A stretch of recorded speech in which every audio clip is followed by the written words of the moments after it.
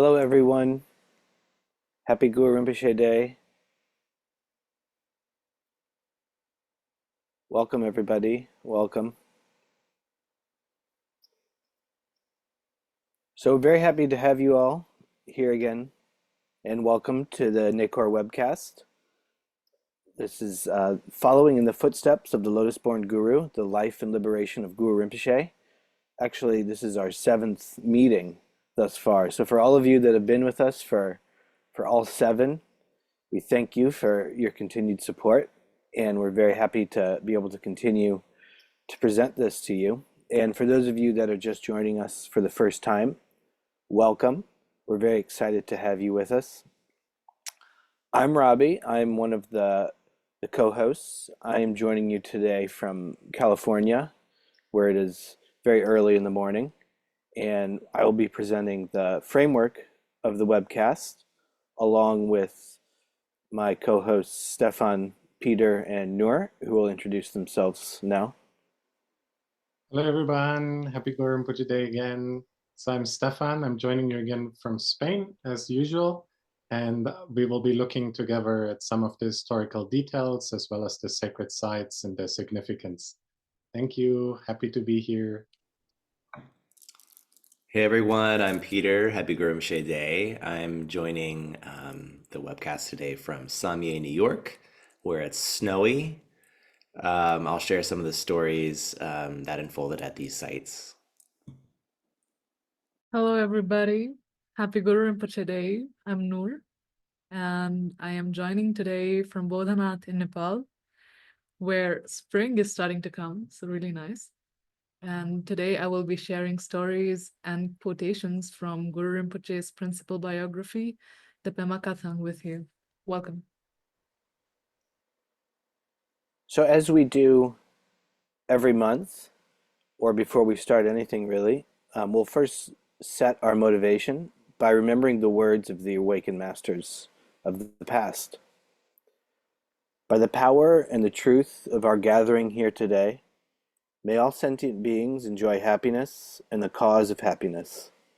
May they be free from suffering and the causes of suffering, and may they never be separated from the great happiness, devoid of suffering, and may they dwell in the great equanimity that is free from attachment and aversion. After setting that motivation, let us now invoke Guru Rinpoche, as we do in each webcast, just as the great masters of our time have done. In today's session, we'll invoke Guru Rinpoche using the famous Tutreng Sal mantra, chanted by Kagye Tukul Urgyen Rinpoche.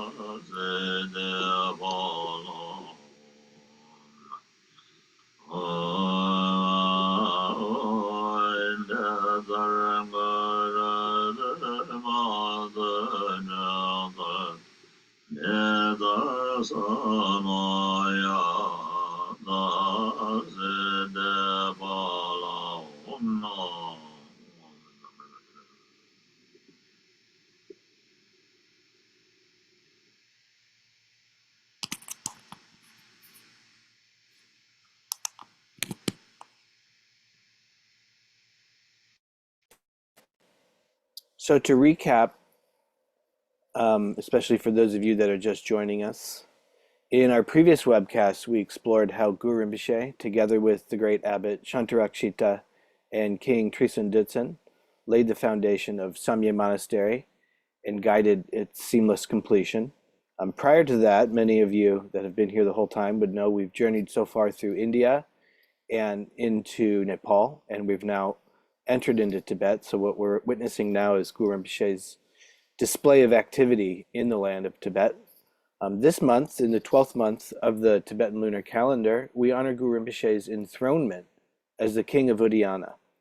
In today's webcast, we will explore how Guru Rinpoche established sacred sites, trained disciples at Samye Chimpu, initiated them into Vajrayana, and shared the complete Buddhadharma from its foundational principles to the highest teachings.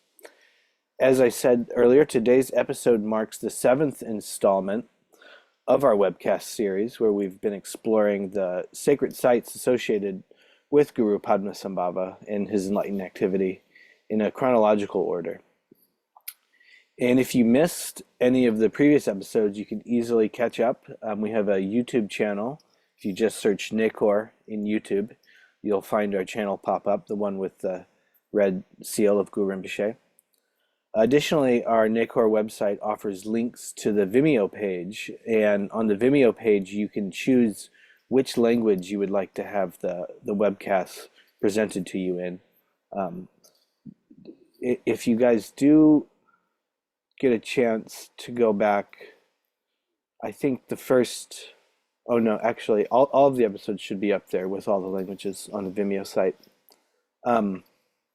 As you might notice, this is the last webcast of the Tibetan lunar calendar.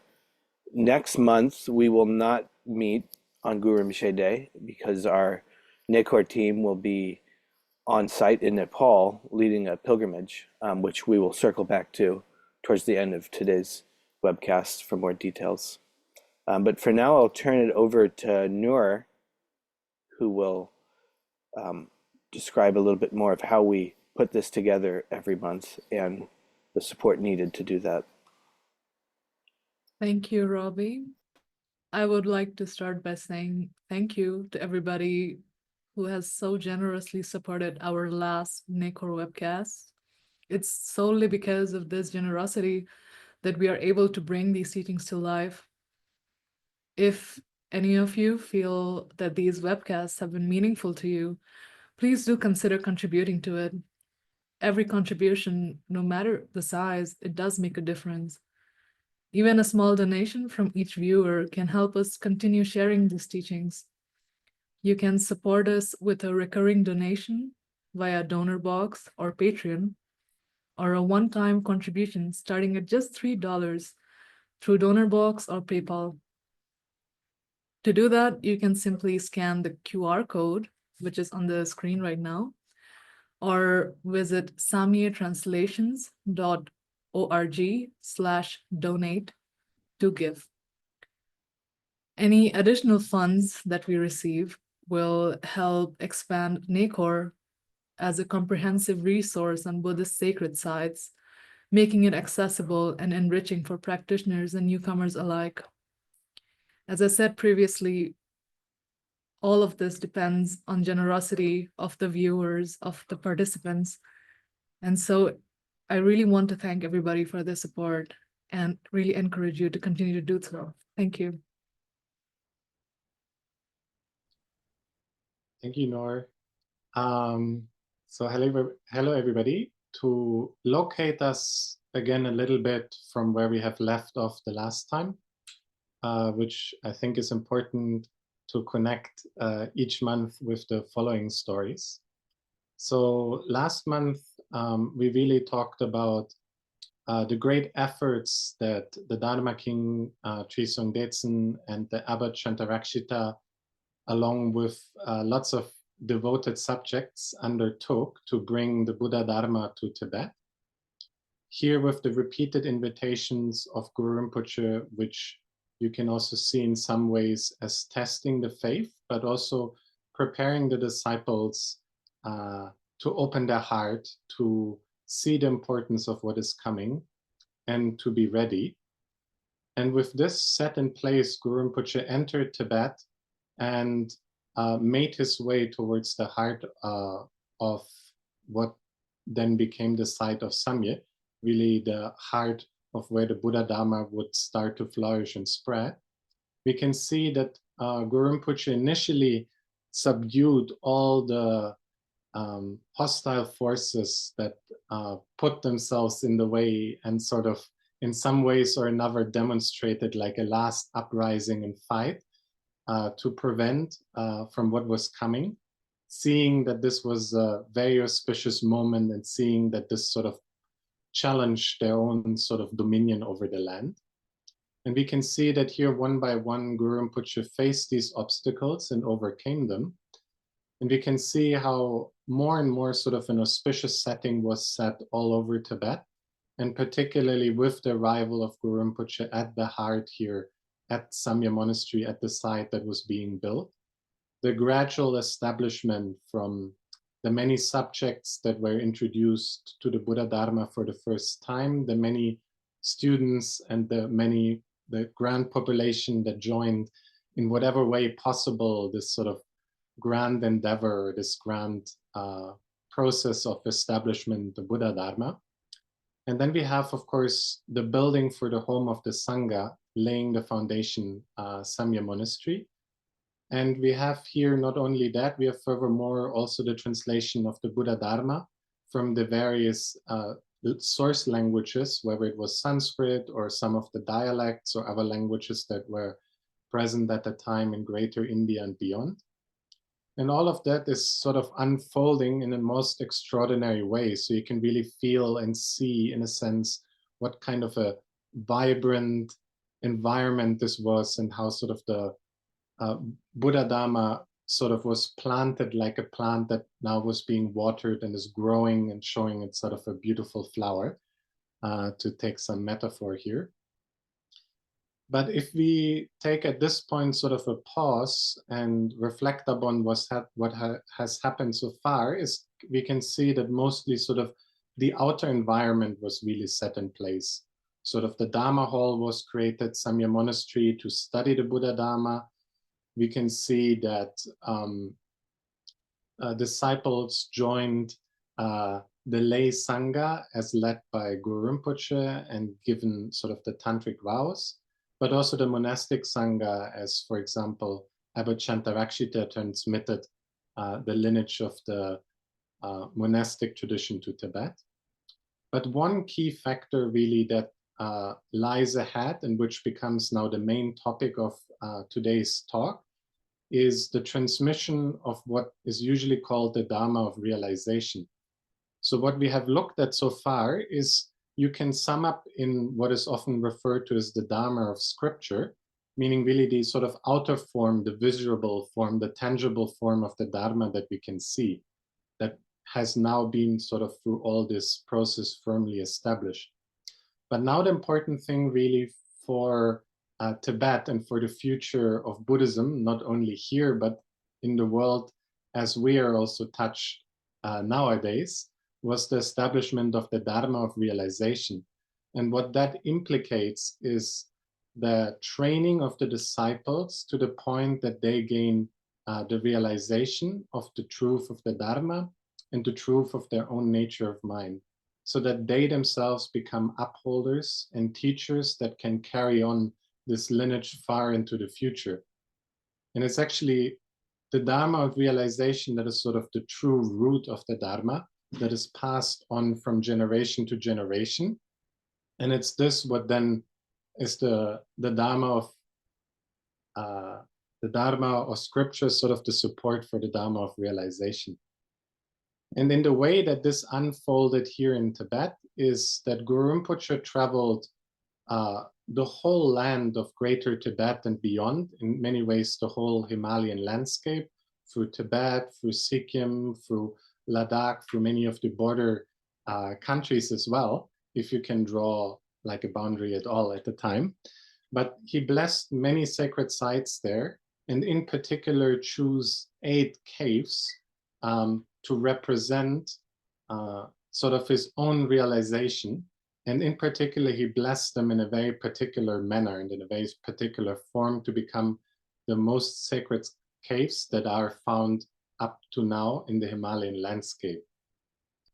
And what was happening is that then Guru Rinpoche subsequently sent disciples in particular to those 8 caves, but also to many more caves, to also enter likewise in retreat and reap great cities or accomplishment. So these were then the disciples that became sort of the first lineage holders, so to speak, of the lineage of Guru Padmasambhava. And it was these disciples that sort of then carried on the legacy and again established the next generation of disciples. And the way that is unfolded is that Guru Rinpoche, amongst the vast disciples, really took a smaller crowd of disciples that had really shown extraordinary devotion. And he guided these up to the caves of Samye Chimpu. And these were disciples both from the monastic and from the lay community. And one of the most outstanding disciples that we can see and hear about it again and again was the great Dakini Khandu Yeshe Tsogyal. But alongside her were also many of the great translators, also Dharma King Tri Sundetsen, that all went with Guru Rinpoche at that point initially to the caves of Samye Chimpu, which was the main residence of Guru Rinpoche during the time that Samye Monastery was built. And there in particular, Guru Rinpoche transmitted what is known as the Kagye teachings, or the 8 great sadhana teachings, focusing on 8 different deities to his disciples. And this was sort of the first introduction for all of those disciples into Vajrayana Buddhism.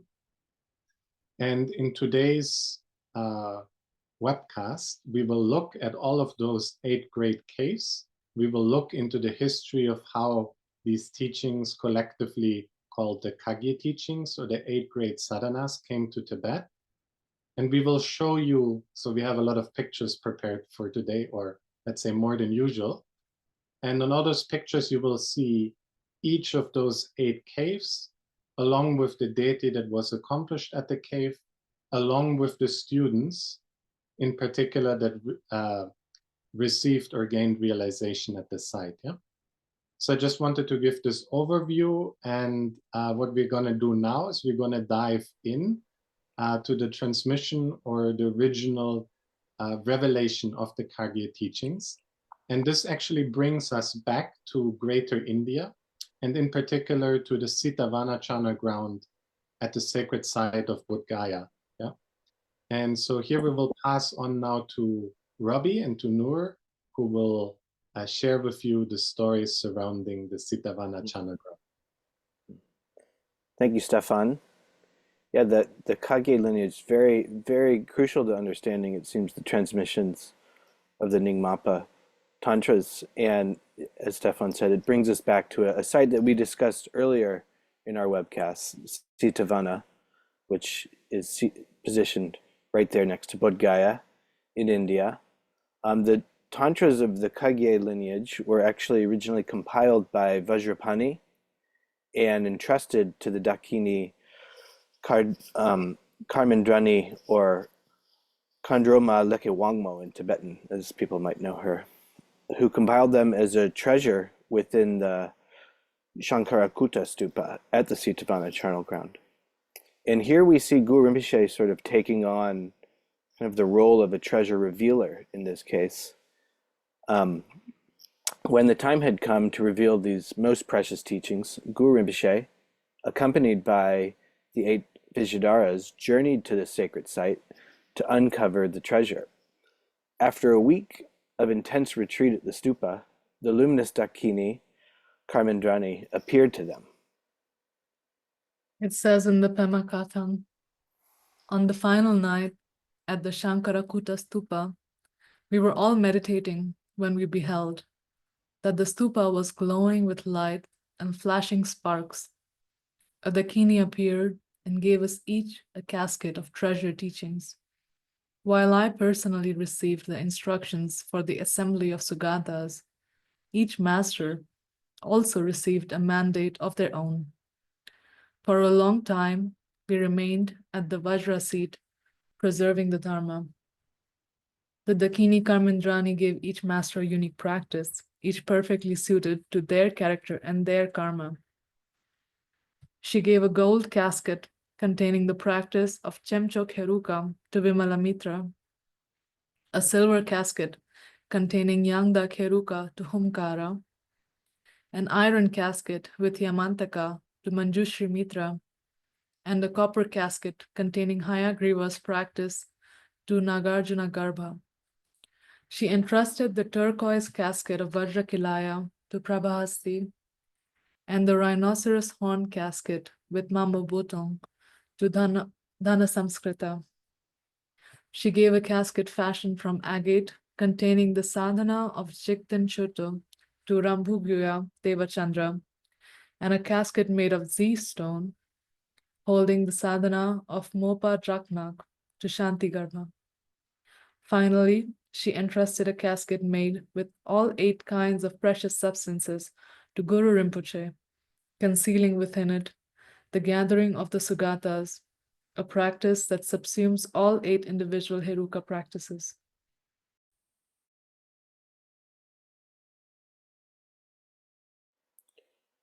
Guru Rinpoche, along with the other Vijayadharas, eventually mastered each of these 8 great sadhana teachings, becoming the first human masters to do so.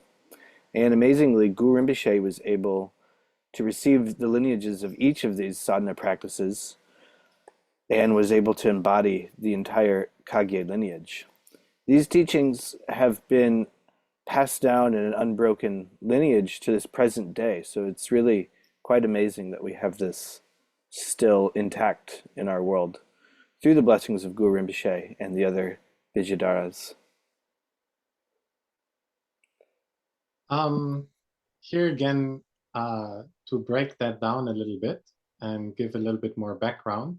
So it's kind of very interesting to see, and the last time we discussed, if we can remember back, it has been a while, and we spoke about the 8 great Chana grounds. It's quite a while ago, so you can also have a look and see in the previous webcasts. But we left this event out because we wanted to keep it for this particular webcast and share the connection now between India, and you can see the Vajrayana teachings and the coming of these precious empowerment lineages to Tibet. But you can also see here how some of these very great teachers that we already encountered in the past. For example, we have the Pandita Vimalamitra, who's actually also in the present time that we're now discussing Tibet, and aiding the transmission of the teachings of Buddhism to Tibet. So we have the very great Master Vimalamitra. We have, for example, also Humkara, the great Pandita, who likewise came to Tibet, but who also entrusted Guru Rinpoche with the precious teachings at Asura Cave in Yanglu Shu, that is Yangdak Heruka. And we also have, for example, the renowned Prabhahasti, who gave Guru Rinpoche the Vajrakilaya teachings, which Guru Rinpoche also accomplished at Asura Cave in Yanglu Shu. And while the names of these deities may sound a little bit unfamiliar to us, the way that, for example, we receive them nowadays is that all of these practices have very specific pith instructions. Yeah? And what happened is that afterwards, the great masters following Guru Rinpoche, as well as through the teachings of Guru Rinpoche himself, have extracted and decentralized many of these pith instructions, and again transformed them in sort of new scriptures and texts. So we can really see that the way that these practices touch us nowadays, while we might not have heard of a specific deity or practiced one of these specific deities, that we receive them and practice them in many ways through these pith instructions related at that time to these various deities and forms. Yeah? So in many ways, we are connected in a very interesting manner to these original teachings, just to point out this sort of connection, hopefully, over these many generations. And here we can also interestingly see that at the time, Guru Rinpoche, as well as these 8 great masters, went to the 8 great Chana grounds, which was also the subject of one of our earlier webcasts, and accomplished these practices there. And of course, there were, again, many more sites within Greater India where these practices were practiced and where accomplishment were gained. but we can see in some ways you can call, for example, these 8 great Chana grounds, and in particular Sitavana, as sort of the gateway through which Vajrayana entered into this world and was then disseminated throughout the world. So similarly, in a sense, you can say this sort of a mandala that these 8 great Chana grounds forms is now transported to Tibet and established as well. And in a sense, you can also see these 8 great caves that we're now talking about as sort of the entrance gates through which then Vajrayana entered Tibet and through sort of which Vajrayana was accomplished. So you can see this sort of very beautiful, almost transitioning of sacred sites and reopening them and blessing them to be the same. And similarly to Sitavana being the principle of the sacred sites of the Chana grounds in Greater India, we have the cave of Samye Chimpu, which was sort of the most supreme among them. And here we have an image of Samye Chimpu. But Guru Rinpoche moreover blessed these sacred sites to become identical to the 5 qualities of awakening.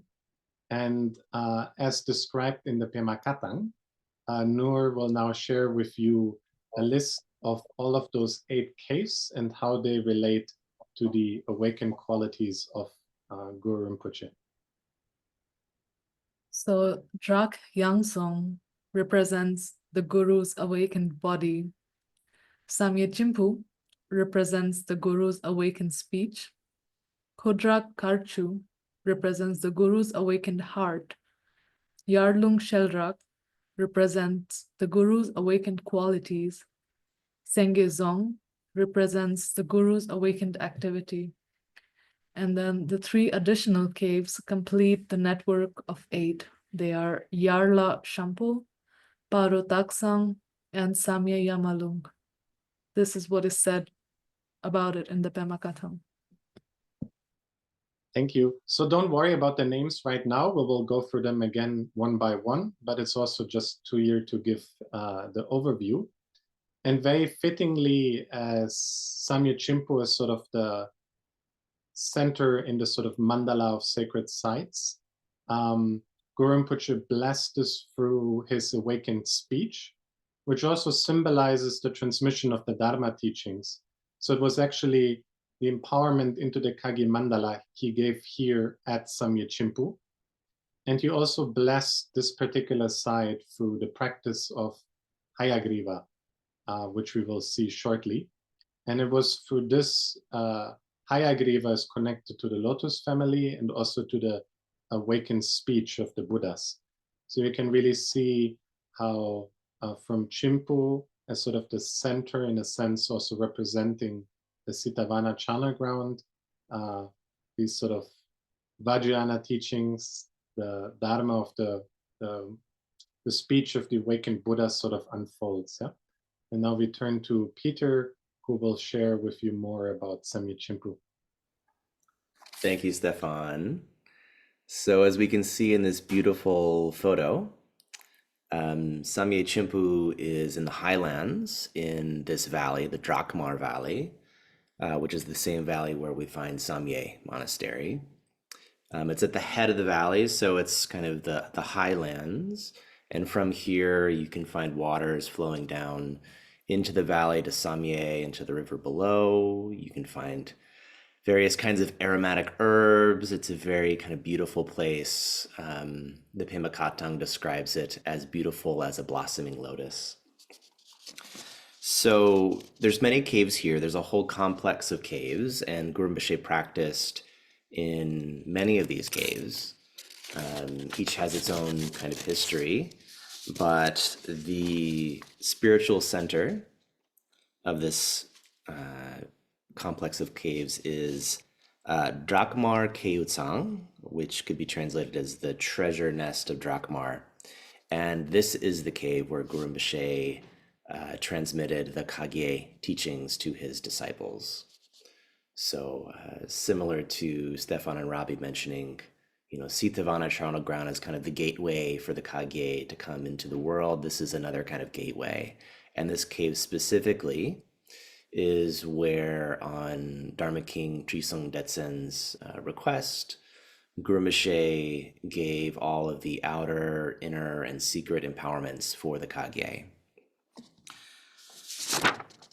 And this was given to not only the king who had requested it, but also all of the 25 disciples. So Guru Rinpoche's closest students received these teachings there.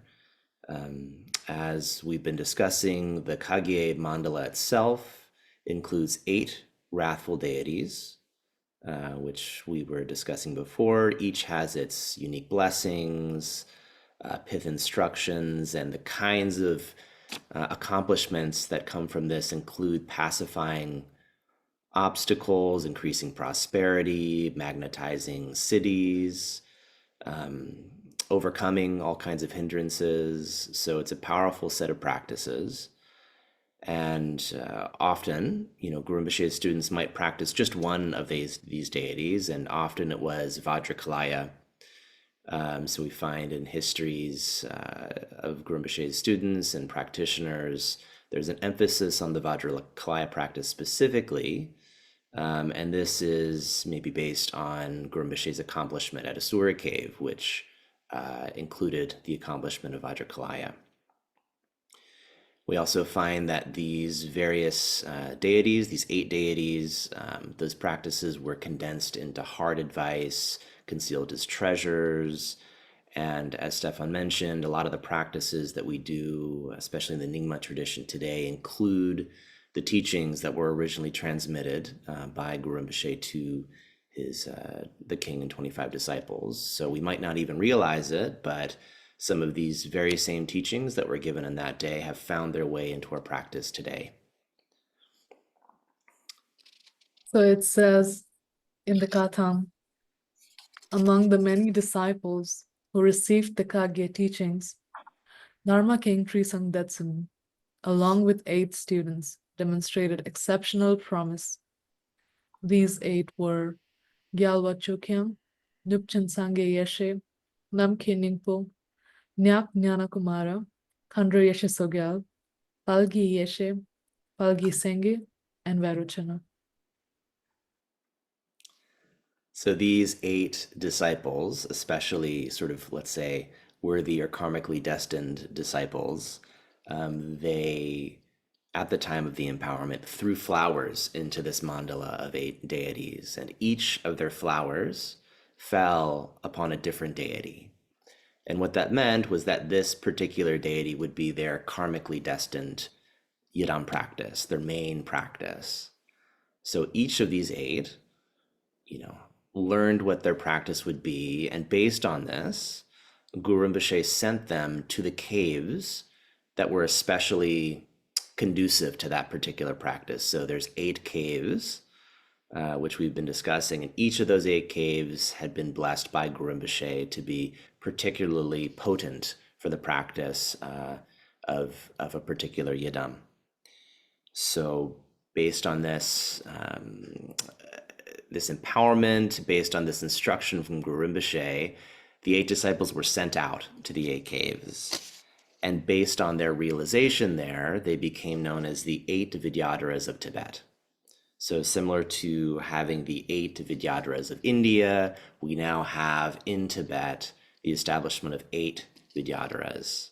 So this is kind of almost an emanation, a reflection, an establishment really of the realization that we found in India of these great masters of India now in Tibet. So here we can see an image in front of us. So to the left, we have the Kagye mandala. And so you can see in the center, the main deity there, I think Chimcho Karuka, if I'm not wrong, surrounded by the 8 Kagye deities. And then in the center, we have Guru Rinpoche, and this is a beautiful tanka with the 25 disciples pictured. And then to the right, we have Guru Rinpoche in his form inseparable from the Kagye deities, from the 8 wrathful deities, known as Kalden Drenze. This is it could be translated as the guide to the fortunate, and this is a form of Guru Rinpoche we hear praised in the Barche Lamsel prayer, the famous Barche Lamsel. If you could read that, Nor. So in the Barche Lamsel, it's said as follows: when you practiced at Samye Chimpu, you repelled all harmful circumstances and granted siddhis. You set the king and ministers on the path to liberation, destroying those Bonpo teachings that conjure evil spirits and showing the Dharmakaya precious and immaculate. O Kalden Rense, you lead us fortunate ones to Buddhahood. With your compassion, inspire us with your blessing. With your love, guide us and others along the path. With your realization, grant us siddhis. With your power, dispel the obstacles facing us all. Outer obstacles, dispel them externally. Inner obstacles, dispel them internally. Secret obstacles, dispel them into space. In devotion, I pay homage and take refuge in you. Thank you.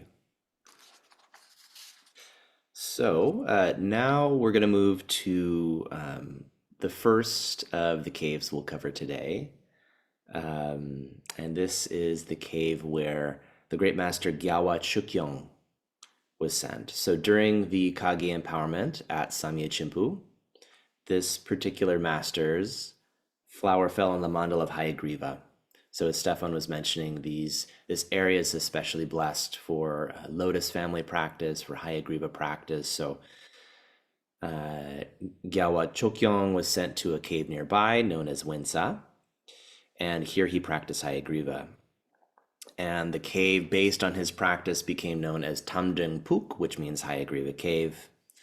And it's said that Gawa Chyong practiced Hayagriva, and upon accomplishment, one could hear the neigh of a horse come from the crown of his head. So all around the area, people could hear this neighing of a horse. Of course, Hayagriva is kind of a horse wrathful form of Avalokiteshvara. And based on this, Gawa Chyong gained the city of control over life and could heal those at the brink of death. So he gained all kinds of cities and powers based on his practice there. Here in the image, we can see to the left, this is Samye Chimpu. So this is the area where Tamdung Puk, or the Hayagriva cave, was, and where Gawa Chyong practiced. In the center, we have Hayagriva, very wrathful. And then to the right, there's Gawa Chyong, and you can see above his head a kind of greenish horse emerging. So this is him having attained that city. So now we're going to move to another cave. We're going to keep going through the caves. If I think Robbie has the next one. So now we'll move along into Drak Yangdzong, and it is quite an amazing journey to reach this place. To get there from Zerkar Do, the pilgrim journeys west along the northern shore of the Brahmaputra River, eventually reaching the Drak Valley, which is a dry inland region dotted with willow groves. Entering the valley, the first stop is Dramda village, which is the birthplace of Guru Rinpoche's heart disciple and the Kagye adept Nupchen Sangye Yeshe. The village's highlight in this area is a temple dedicated to Nupchen, which houses a stupa containing his sacred relics. Continuing further north, the pilgrim arrives at Sogyal Lotso, which you may remember Sogyal Lotso as the birthplace of Yeshe Tsogyal. And past this very sacred site, the pilgrim then proceeds to the sacred Guru Rinpoche sites of Drak Yangdzong. The caves of Drak Yangdzong, also known as the Clifftop Fortress, were blessed by Guru Rinpoche through his practice of Yamataka, the wrathful aspect of Manjushri. This sacred site, as you see here, we'll see some images related to it, This sacred site embodies the awakened body of the Buddhas, with Yamataka as the form of Manjushri, representing the embodiment of wisdom. Practicing Yamataka is known to greatly enhance a practitioner's wisdom, just as Manjushri does, and intelligence. During Guru Rinpoche's retreat there, Guru Rinpoche also concealed several Dharma treasures at the site.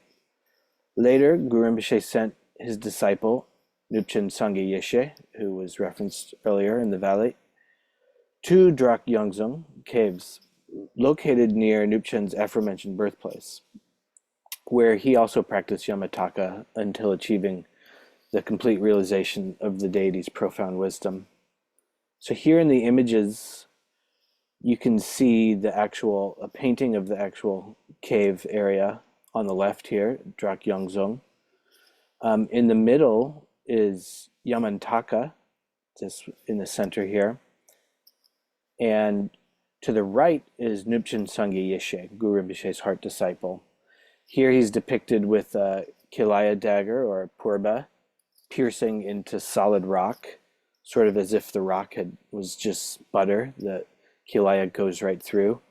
This is a display of Sangye Yeshe's great realization and sort of understanding of the emptiness of this external phenomena.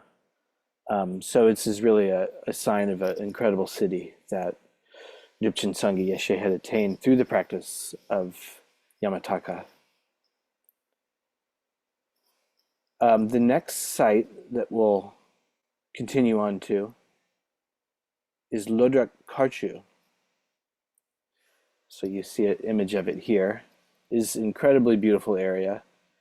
Lhodrak Kharchu, or the Southern Cliffs, Lhodrak meaning Southern Cliffs, is a region of verdant gorges in southern Tibet, where waters flow into the lowland jungles of Bhutan.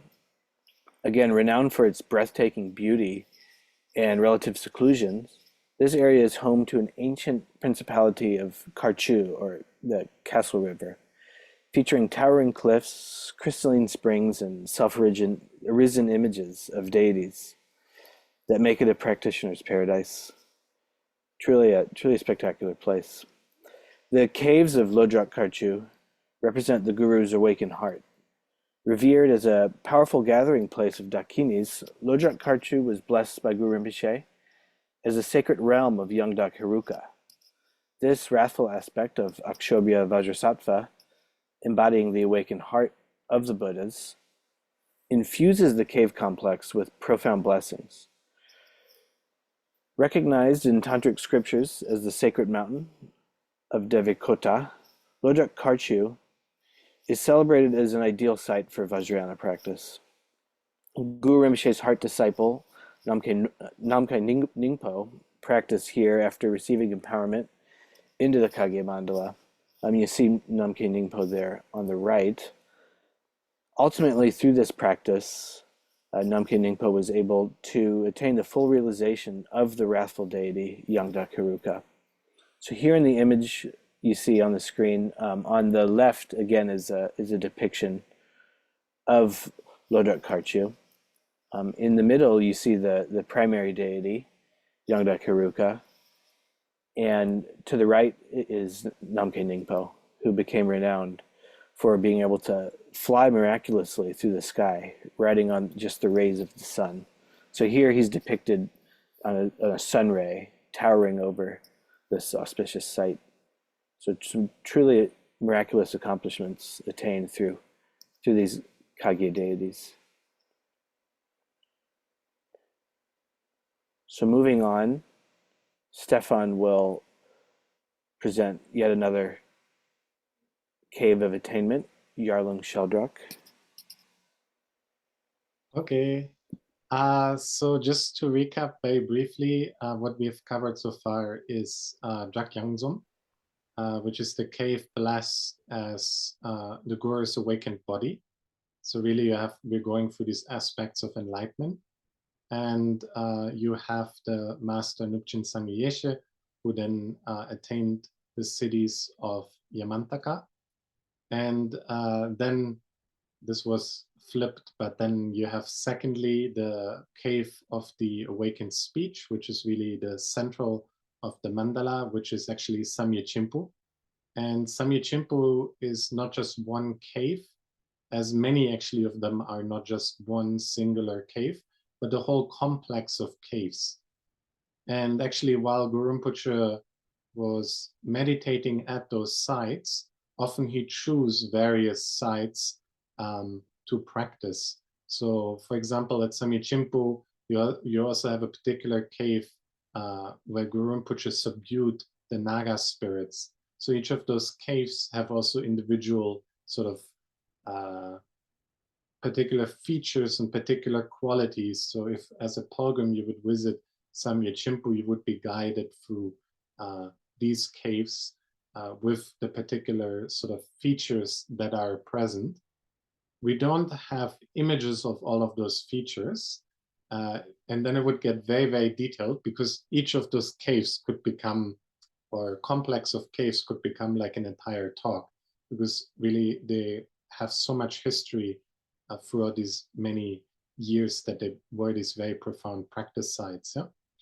And then the next cave, so we had the cave of the body, we had the cave of the speech, and now we had the cave of the awakened mind, which were the caves of Lhodrak Kharchu.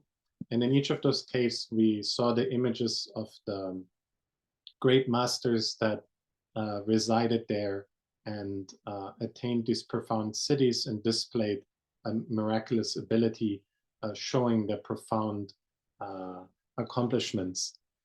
So we have now reached the fourth of the caves, which is called Yarlung Sheldrak, and we can see here an image of the cave.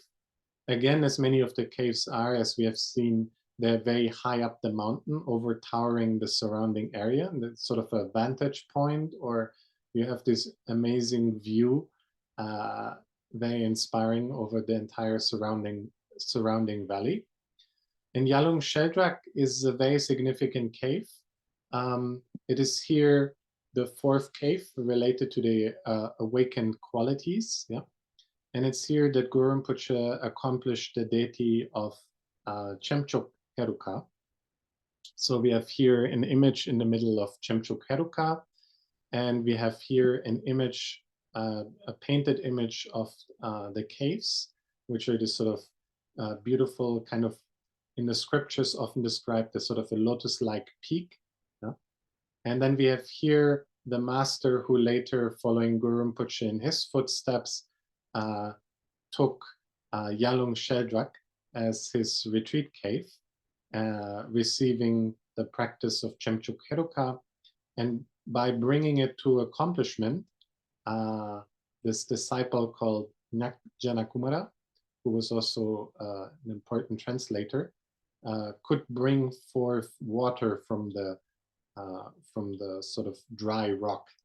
And here in this image, you can see how he, with his purba, pokes a hole into the rock and water comes forth. And there are actually two springs that he opened up at this sacred site, and these still flow to the present, and pilgrims go there and receive the cities. This cave is in the Yarlung Valley, and it's very significant because it's very deeply connected to the kings of Tibet, who many of them were actually from this sort of area of Yarlung. Yeah? So there's also a very deep connection to the kings of Tibet that we maybe can explore another time. But very significantly here is actually that this is the cave that the great treasure revealer Orgin Lingpa revealed the Pema Katang in the 14th century. And the Pema Katang rose to become the most important biography of Guru Rinpoche. And it's also our sort of guiding light and sort of inspiration for the book series and for this entire endeavor throughout.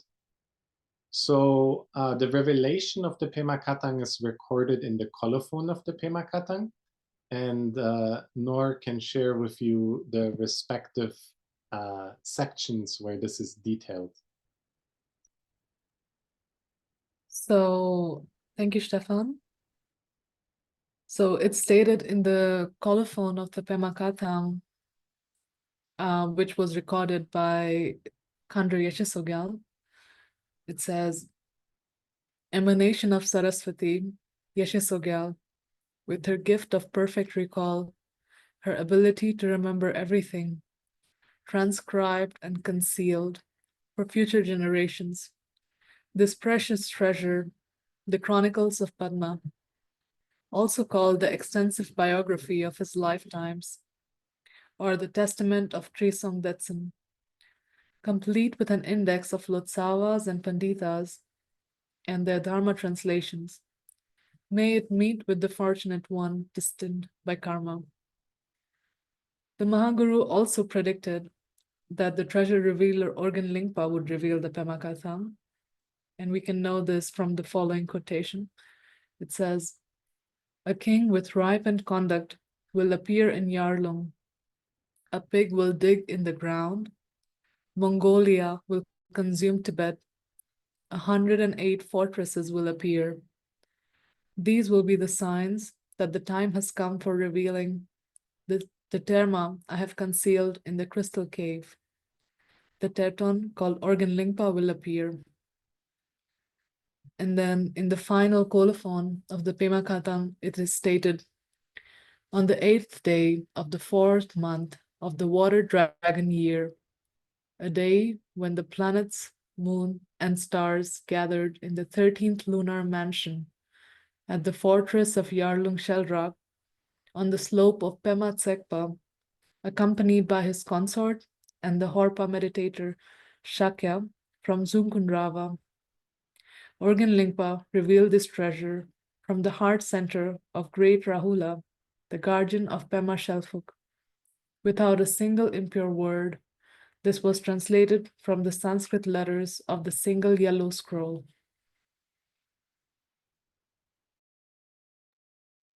So very beautifully, what we can see here is, first of all, the colophon that Khandro Yeshe Sogyal composed herself.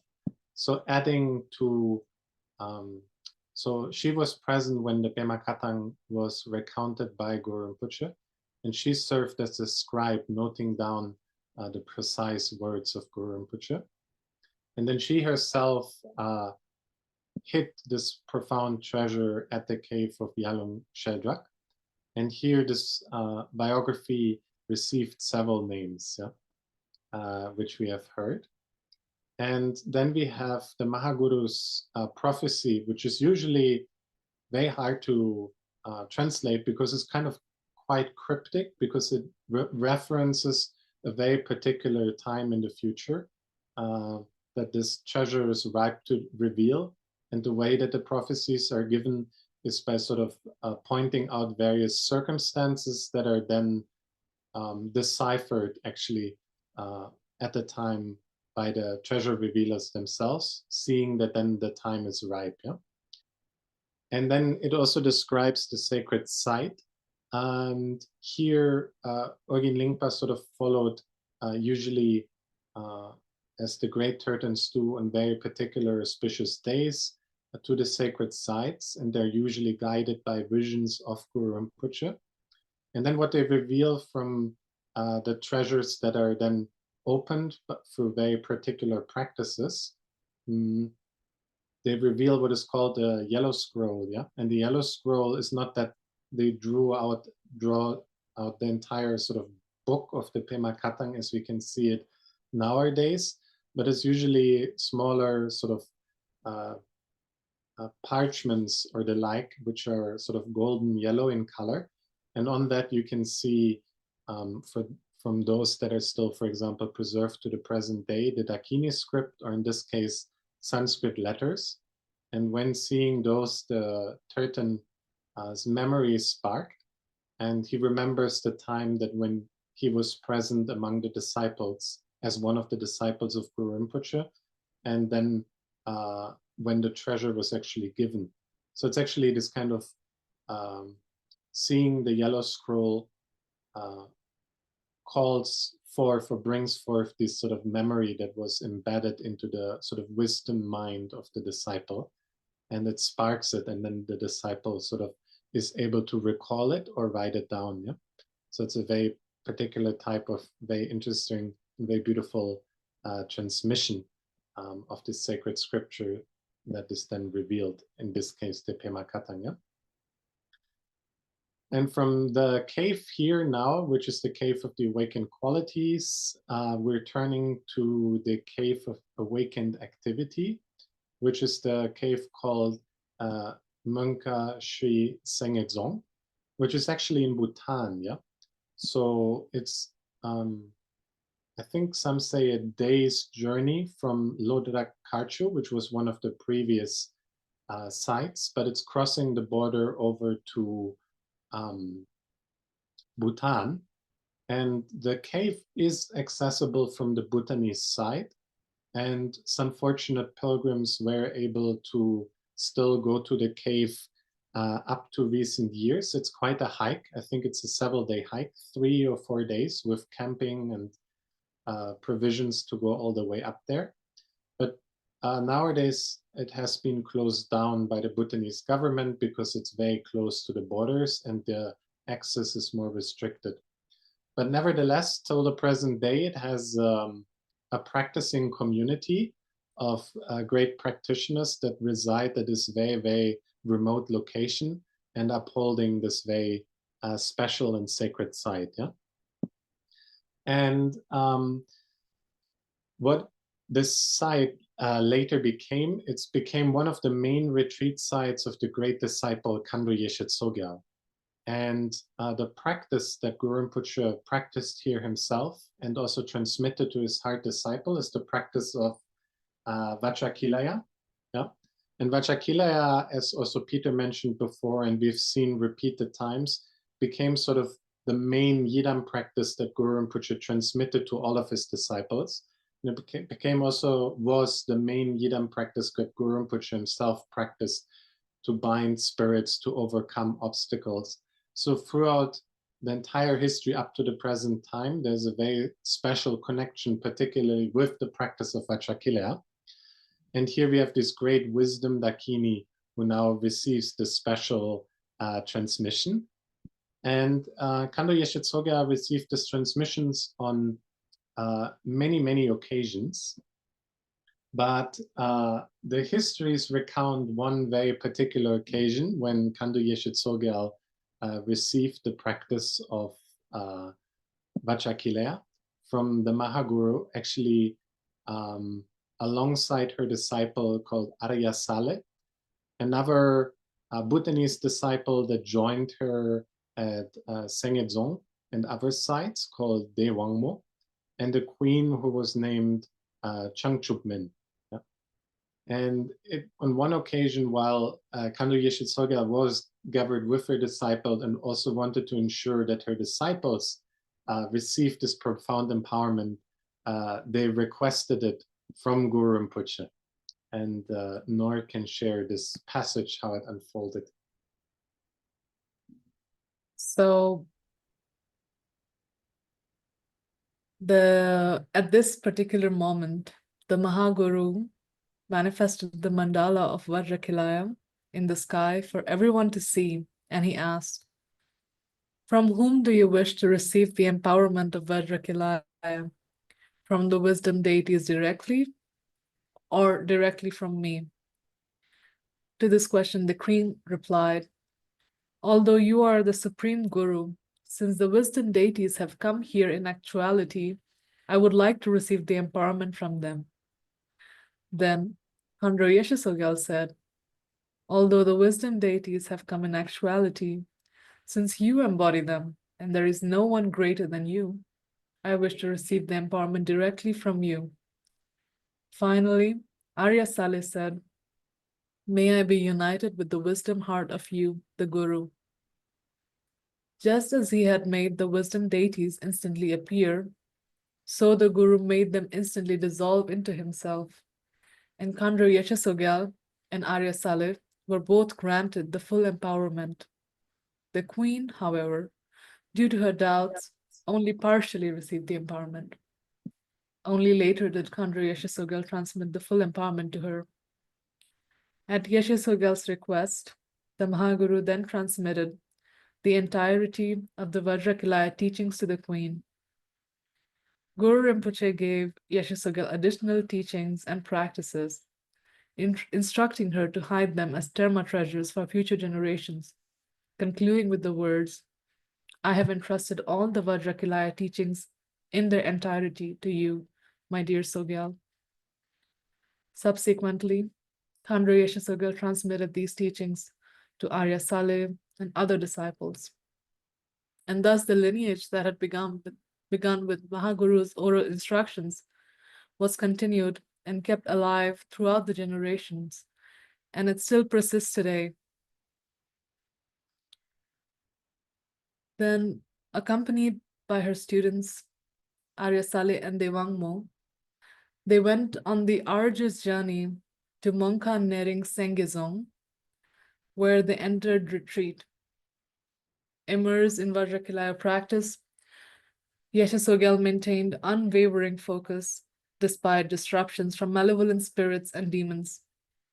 These entities attempted to break her resolve through seductive and wrathful illusions, yet her steadfast concentration and deep detachment dispelled these deceptions. Recognizing all beings, even the malevolent ones, as a product of karma, her compassion grew and her realization deepened. But the demons and spirits continued to obstruct Yeshe Tsogyal undeterred. They used all means available, including inciting the local inhabitants against her. Mun, the region where she was staying, was beset by calamities and darkness. Despite their confrontations and attempts to harm her, the wisdom Dakini sat unmovingly in Vajra posture, unperturbed by all obstacles, just as Buddha Shakyamuni had done in Bodh Gaya and the Mahaguru at the Asura cave. She was deeply immersed in the practice of Vajrakilaya, and through that, the wisdom Dakini was able to overcome all obstacles, letting them subside like clouds after a storm. And thus she reaped the crystal clear sky of accomplishment. Ultimately, her practice transformed the land. The darkness lifted, prosperity returned, and harmony was restored. The spirits who had opposed her pledged their support, vowing to safeguard her teachings. While the locals, moved by her indomitable spirit, sought forgiveness and guidance. Emerging from this cave in Senge Dzong completely transforms Khandro Yeshe Tsogyal, and she achieved the highest realization to date for her, and she was ready to continue her work for the benefit of all beings. After this episode, she met with Monmo Tashi Kidron, who is the activity emanation of Vajravarahi and who was destined to become Guru Rinpoche's fifth spiritual consort. She was called such because she was born in the Mun region of Bhutan. She was the daughter of a local king. Kidron met Yeshe Tsogyal when Yeshe Tsogyal was meditating in Senge Dzong in northeastern Bhutan.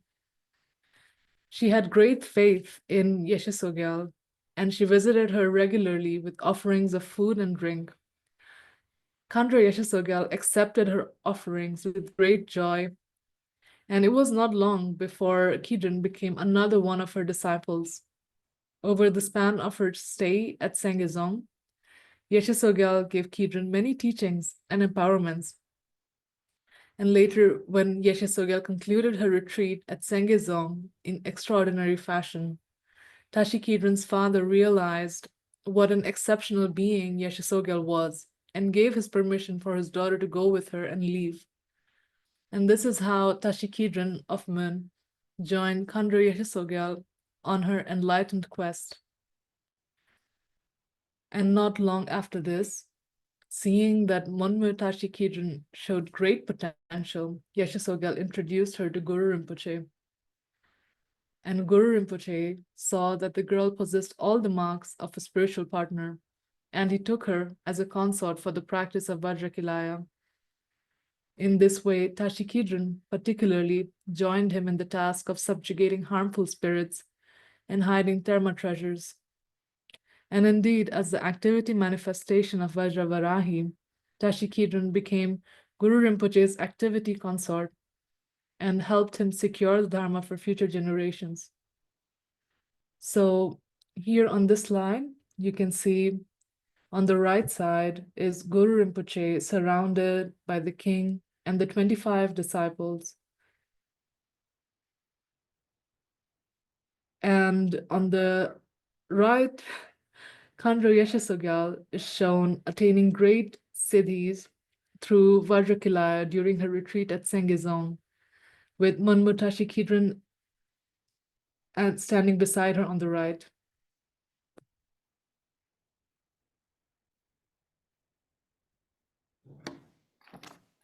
Thank you, Noor. Thank you for sharing that beautiful story. So now we're going to move. There's 3 more caves. We've gone through 5 of these caves of accomplishment related to the enlightened body, speech, mind, the qualities, and the activity. So now we're moving to the caves of the 3 worldly deities in the Kagye mandala. And the first of these caves is Yarlung Shampo. And as you can see in this photo, it resembles a kind of snow fortress. It's this glistening, massive, icy peaks, and it's found in the south of the Yarlung Valley.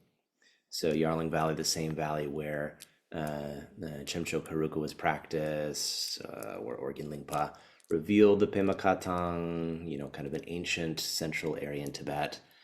And as we can see here, incredibly impressive cliffs. This is said to be the home of the mountain protector, also by the name of Yarlung Shampo. And Guru Rinpoche actually traveled here before sending his disciple to tame the deity Yarlung Shampo. He tamed this protector, bound them to the Dharma, and the place where this happened is known as Gangirawa. It was his meditation cave there. And in that way, he sort of established this as a site where he would send his future disciple, Drokmi Palki Yeshe, to practice Mamo Butong. So you see here to the left, we've got Yarlung Shampo, the meditation site there. In the center is this Mamo Butong deity, and then to the right, Drokmi Palki Yeshe. And so Guru Rinpoche had already practiced Mamo Butong here, and then he sent his disciple to practice and accomplish as he had. And through the practice, his disciple was able to summon the mamos, these kind of female elemental spirits, these sort of worldly deities, and direct them to his will. So we're going to move now to the next cave of Paro Taksang. And so you can see here, beautiful photo, this incredible spot. It's one of 13 caves where the Mahaguru manifested as Dorje Drule. You can see Dorje Drule to the left, wild Vajra wrath. This is a form of Guru Rinpoche where he is conquering the fiercest demons, shattering even the strongest of conceptual thoughts. So it's an incredibly powerful, wrathful form of Guru Rinpoche. And of the 13 caves where Guru Rinpoche is known to have practiced and manifested in this form, Paro Taksang is considered central among them. Here, Guru Rinpoche revealed hidden treasures, subdued the local spirits, and he also blessed it to be a site especially powerful for the practice of Jigten Chute. This is another worldly practice. And he sent his disciple Langchen Palki Senge to Paro Taksang to do this practice. Remember that each of these 8 sort of especially worthy disciples, their flowers fell in the Kagye mandala. This practitioner, Longchen Palki Senge, their flower fell in the Jigten Chute part of the mandala. And so he was sent here, and you can see a beautiful painting of Parotaksan to the left. To the center, we have Jigten Chute. And through the practice of Longchen Palki Senge, who was also a really renowned translator, he was able to gain control over the 8 classes of spirits, these kind of worldly spirits. And it is said through his practice, while he accomplished this practice, he's actually the only one of Guru Rinpoche's 25 disciples that left behind relics. So all the other physical bodies of the 25 disciples sort of disappeared through the force of their realization. Longchen Palki Senge's relics remained, and so his relics were actually enshrined here at Parotaksang. And so moving along to the final cave for today, the cave of Samye Yamalung, also known as Drak Yamalung. So as you could tell, this is in the vicinity of Samye, or the Drakmar Valley. And this is the site where the Mahaguru accomplished Mupa Draknga, which is a kind of maledictory, fierce mantra practice, another worldly practice. And again, this is a practice where we have Vajrapani, and this is true for all the 3 worldly practices. Vajrapani, Buddha is manifesting in this sort of worldly form to tame worldly spirits. This is the site also where Lochen Vairochana, the great translator, was sent. Lochen Vairochana's flower fell in the Mupadakna part of the Kagye mandala, and so he was sent here to practice this deity. He also completed translation work here. He's one of the most famous translators in sort of the Tibetan world at this time, and really always. And he practiced translation here, but he also accomplished the deity Mupadaknak at this site. And so here in this image, to the left, we see Mupadaknak. In the center is where the deity is. To the left is the site of practice, and to the right is Vairochana. And through his realization here, his city was that his wisdom expanded to encompass all aspects of knowledge. So he essentially became omniscient. So those are the 3 final caves for today of the 8 caves of accomplishment. And again, as we've been talking about, this is, the establishment of the realization of the Dharma in Tibet. The support for the Dharma had been established with Samye Monastery. The texts had been translated, so the scriptures are there, but here we're seeing the actual realization of Guru Rinpoche's teachings, of the Dharma itself, sutra and mantra being accomplished by Tibetan disciples in Tibetan soil, so that Tibet itself is a land of realized masters. There's now 8 Vidyadharas of Tibet, not only of India. So I think we've seen that today. And thank you everyone for joining us. I'm just going to give it over to Stefan and Robbie so we can conclude our transmission for this Guru Rinpoche Day. Thank you. So just to briefly recap, we have seen in today's webcast the establishment of the Dharma of realization that just Peter also mentioned again.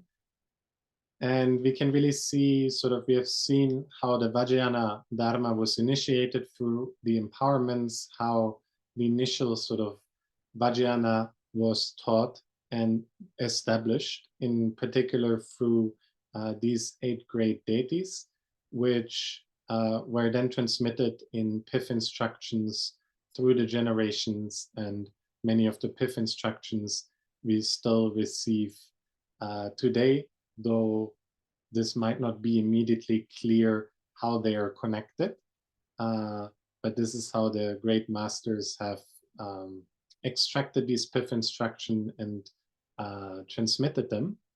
And here, this of course was not the only sort of 8 individuals that attained great realization, but these were sort of the first disciples that went to these caves and attained great cities. Beyond that, there are of course many, many more that Guru Rinpoche initiated.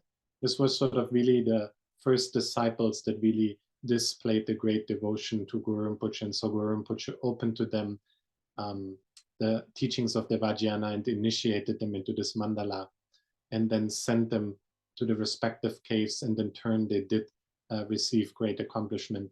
But it's sort of how it starts with Guru Rinpoche and these great masters that were there, and then how sort of the Dharma slowly disseminates, and it's sort of something that we can look back and sort of comprehend. It's not immediately we're speaking about the scope of 1,000 students and 1,000 caves. Yeah, so it's kind of shows really the very initial students, and of course these disciples followed hundreds, and sometimes they do speak of thousands in the time of Guru Rinpoche and more, who were blessed, who in many forms connected to the teachings, who then gained realization, and really this lineage of Dharma of realization continued, that was started in Greater India and the other countries, and eventually also spread throughout the entire world, and that we're also connecting to again to today. Yeah. So this brings us to this point of seeing how the Dharma of realization was established. One extra thing we've also seen today is we spoke about how Khandro Yeshe Tsogel met Menmo Tashikiden, who actually became then the 5th sort of consort of Guru Rinpoche. So this was also an important sort of story that was a little bit more on the side, that I just wanted to highlight briefly again, which was beautifully shared by Noor in the context of the Vajrakila empowerment, so that we're also again remembering the great Dakinis, as we have seen, who became these great upholders of the Mahaguru's realization and teachings. And as we're brought back again and again, Guru Rinpoche's foremost disciple was the wisdom Dakini Khandro Yeshe Tsogel. And as Robbie mentioned at the beginning of the webcast, the next month, Guru Rinpoche, we will all be on a pilgrimage to the precious sites in Nepal. We are planning eventually also a pilgrimage to Tibet, and see that we can visit the sacred sites of Guru Rinpoche there. But this takes a little bit further planning, and is something that we will envision in the coming years. So please also stay tuned. But for anybody who still wants to join us, there's a few seats left. So please do, in case you're more the spontaneous, make more spontaneous plans. There's still the possibility to come. And with this, I'll turn to Robbie to conclude our today's webcast. Thank you so much.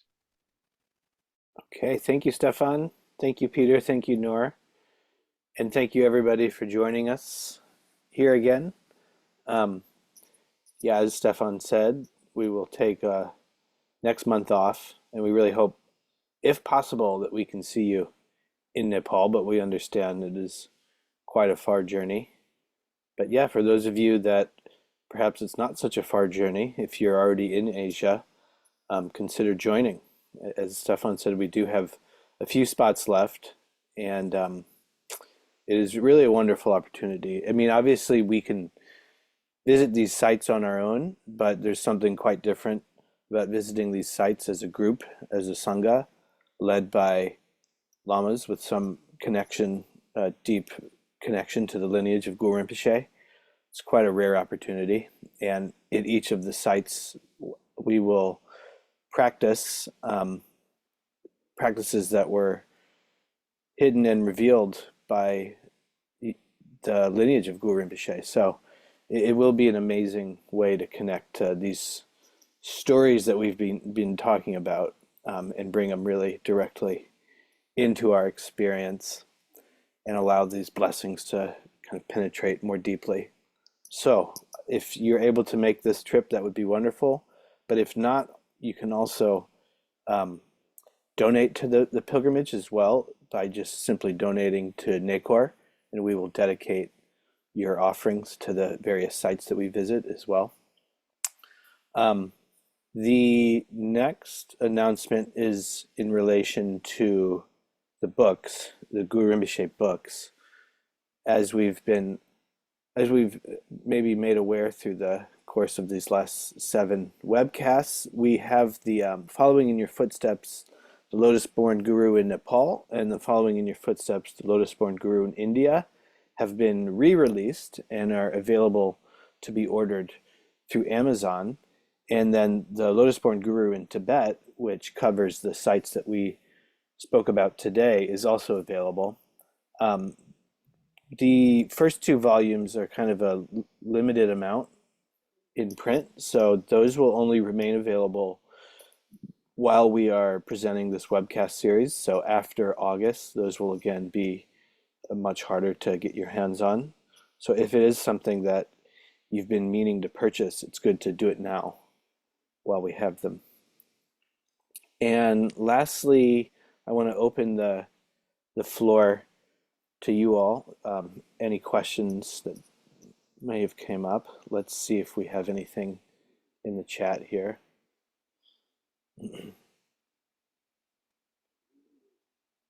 Hmm.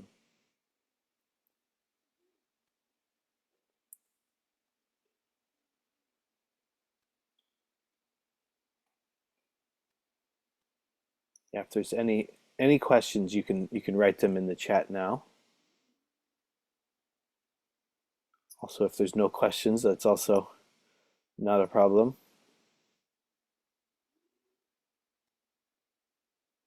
And again, I just want to, as we're kind of considering our questions, thank everybody for coming out. It's really been very amazing to see the number of people that have continued to join us here all the way, more than half a year into this journey. We're still at well over 100 people combined between Zoom and YouTube. So it's pretty incredible. We really had no idea who was going to turn out for this. And so you guys have supported us very, very amazingly just with your presence and ability to lend your ear to us for these hour and a half every Guru Rinpoche day. So it looks like we do have a request. A map of these caves would be great. Yeah, we can try to make something with our graphic design team. If you go on the Nekor website, you can get a more accurate understanding of where all these different sites are located. Maybe I can share the link 1 second to the Nekor site in Tibet. Just give me 1 second.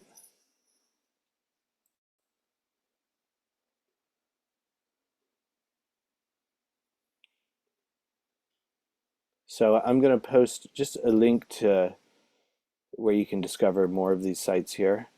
And forgive us, our website, we've tried our best to develop it and be as user-friendly as possible, but it is still kind of a homemade project, and we are working to develop it with professional web developers. So I sent you 2 links here in the chat. One of them is a general overview of the sites in Tibet, and then the second link starts with Drak Yangdzong, and from there you can explore all the different sites we've highlighted for the Guru Rinpoche in Tibet.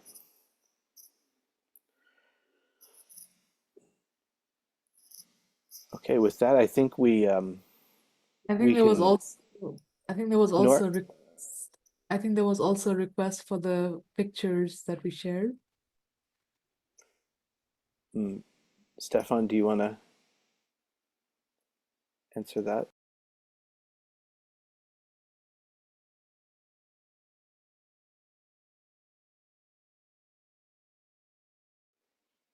Most of these pictures that we're sharing in the slides, we're really not able to share too publicly, um, just as a copyright thing. So if you're able to connect to them as we've shared them here, that's great. But in terms of sharing them as like a downloadable file, that's not something we're generally doing. Stefan, did you have something to add to that?